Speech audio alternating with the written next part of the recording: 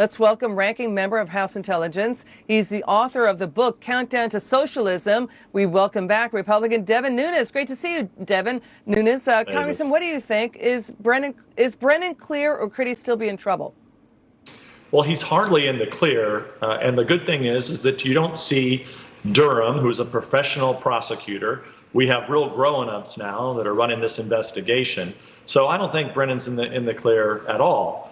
With that said, we need to know what Brennan knew and when he knew it. And the key question is, he's made some pretty clear comments that he knew about Russians that were talking to the Trump people. Well, it appears now that we've pulled all of this back and all the evidence has been laid on the table. The only Trump people that we know that were talking to the Russians were Carter Page, who he wasn't actually talking to Russians. He took a trip to Moscow. And when we all know how that went, Carter Page was framed. And that was produced by the Democratic National Committee, that information. So did Brennan have this information? If so, who gave it to him? Did the Democrat National Committee give it to him? Did the Hillary Clinton campaign give it to him?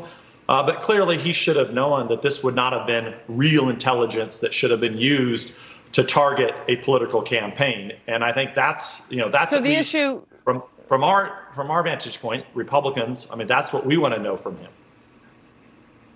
The issue is whether John Brennan misled House Intelligence and other committees in Congress, right? Is that it?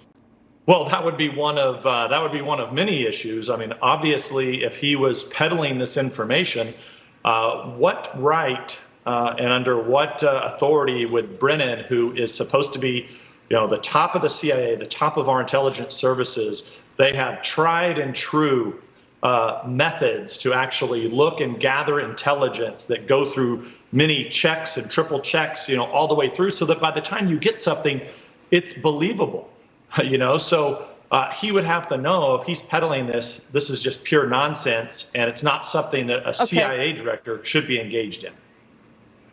Let's move on to this. The problem for Brennan, James Comey, and Andrew McCabe and the Obama administration is this.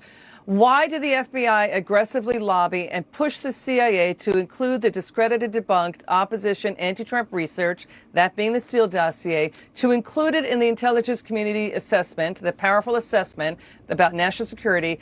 This is about Russia meddling in the election.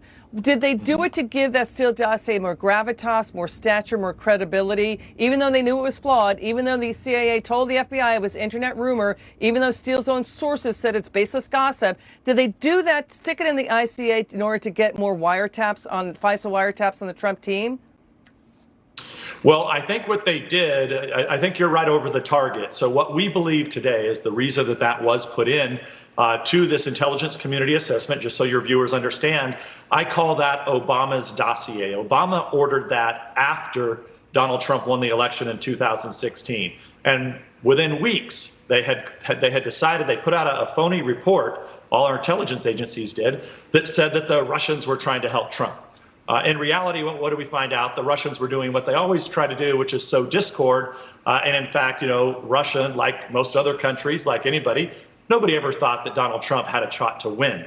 So the fact that dossier got put into the intelligence community assessment, knowing what they knew, that this was Democratic paid garbage, and they hid that from Congress, it was clear what they were trying to do. They were playing catch up on an October surprise that went wrong when they found out Carter Page wasn't talking to any Russians. They were way out over their skis, and so they were trying to play catch up. And ultimately, as we all know, this is the same time, even though General Flynn had been totally exonerated by the FBI agents investigating him, they kept that open. And so the more this goes on, I think it's pretty clear that Brennan and Obama, they were all involved.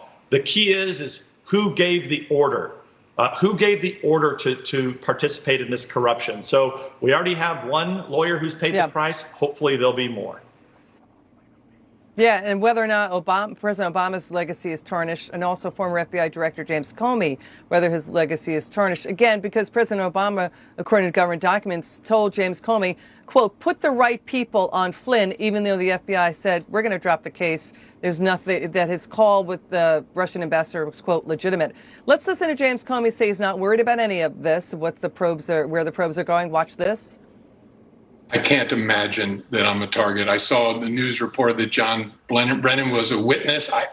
Given that I know what happened during 2016, which was a bunch of people trying to do the right thing, consistent with the law, I'm not worried at all about that investigation of the investigation.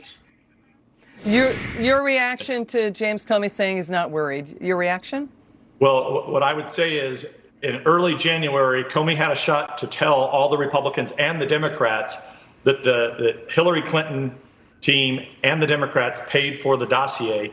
At that time, if he knew everything, he sure as hell didn't seem to know it then. So I think he damn sure knew it, and I think he obstructed justice and he lied to Congress. But that's not for us to determine. All right. Congressman Nunes, thank you so much for joining us. Really appreciate it, sir. My pleasure. Thank you, Liz.